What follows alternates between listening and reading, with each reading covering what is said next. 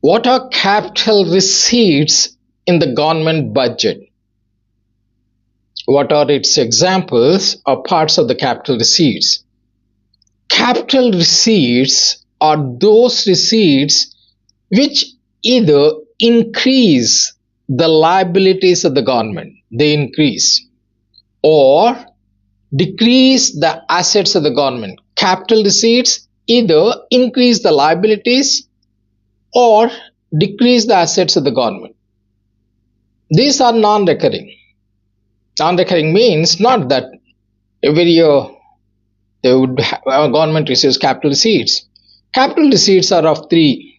It has three components, or we can say three examples of capital receipts.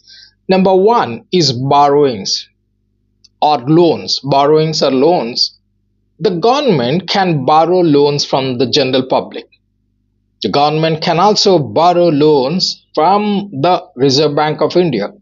The government can borrow loans from the World Bank, or they can borrow loans from Asian Development Bank, or it can borrow loans from other countries. When the government borrows loans, mind it, the liabilities of the government will go up. That's why it's a capital receipt. Number two is recoveries of loans. What exactly is recoveries of loans? These are the loans which the government has given to the state governments. They recover when the government requires. So obviously the financial assets of the government will come down. Or the government can withdraw money from the provident fund, or the money from the small savings the government has made in the banks and all, recovery of loans. So when the government recovers, obviously whatever the interest the government was receiving, it will go away. So it will reduce the financial assets of the government. And the last one is disinvestment. Disinvestment means either issuing the shares of the public sector enterprises, or right way selling the government assets or public undertakings. Selling it.